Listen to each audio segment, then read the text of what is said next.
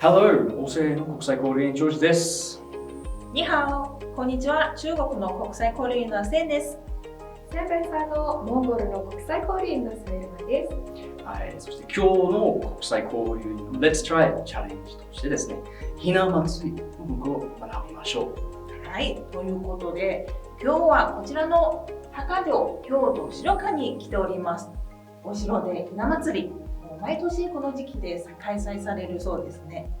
そうですね、こちらの資料館には90年ほど前からの、つまり大正末期頃、また昭和の最新のひな壇もあれば、実は地域の幼稚園の子どもたちや幼稚園だけではなく保育園の園児さんたちの世界一つしかないひな壇も飾られていますね。はい、素晴らしいですね。では早速見に行きましょうか。はい、はいそうしましょう。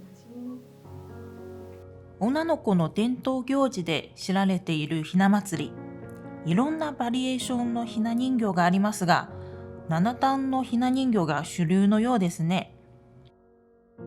海外にも人形はありますが、これだけ数が多く細かい細工が見事なものはなかなか少ないではないでしょうか。一番華やかなのはこちらの大正時代から伝わってきたひな壇で、奥がとても深かったですね。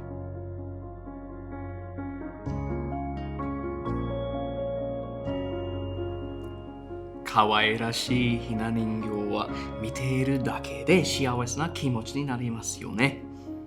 素朴で優しい雰囲気を生み出しています。優しいお顔立ちに癒されますね。日本邸宅の雰囲気での中で桃の節句をお楽しみください。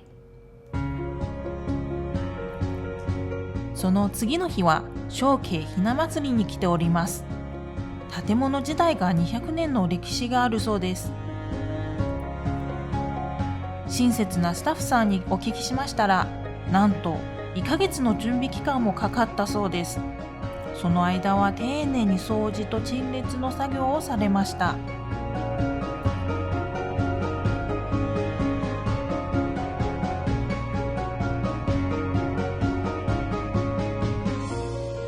保存状態も良く、ひな壇が大きいし、人形が美しいでしょう。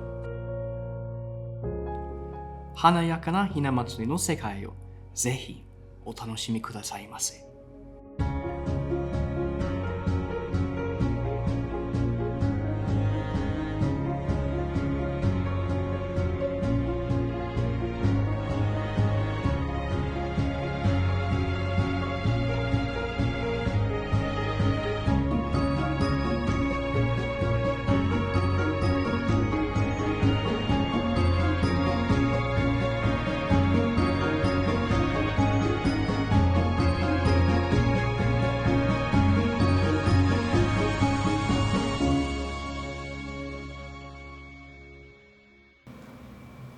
では素晴らしい展示会を見てからは、今度私たち自分でひな祭りの人形を作ってみましょう。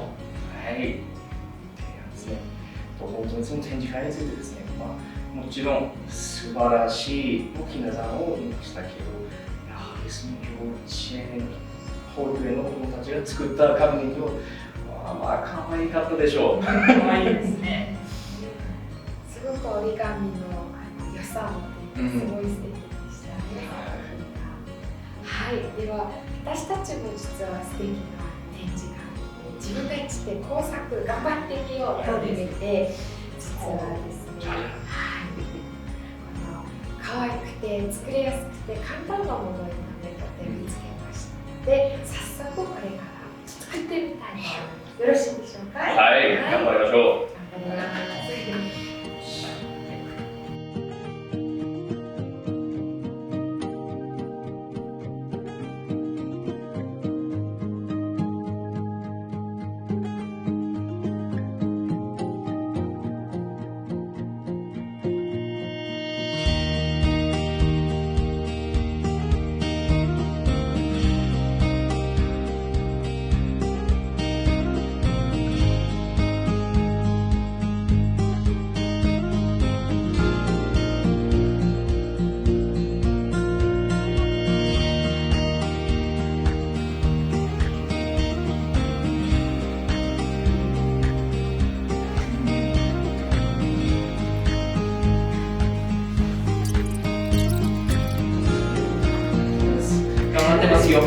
きです。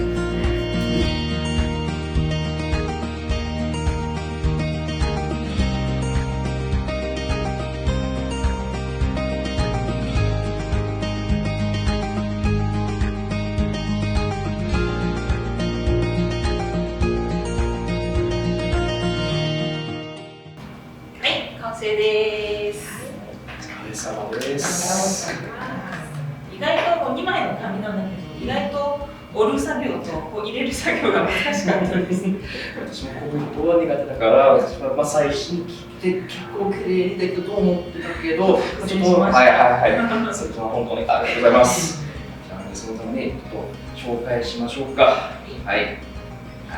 こんな感じです。はい。綺麗にお大栄様とお姫様がこの舞台で見えますね。できたと思います。はい。こんな感じです。はい。すごくこう季節感があふれるこちらが桜の花とか、あと人形さんの色絡む可愛い着物が着てたりとかですね、とっても個性感があふれる可愛い作品が出来上がりましたね。これで私たちの動画作りも大成功です。お疲れ様です。では皆さん、もし時間があれば自分の髪、ひな人形をぜひ作ってみてください。じゃあまた次回会いましょう。会いましょう。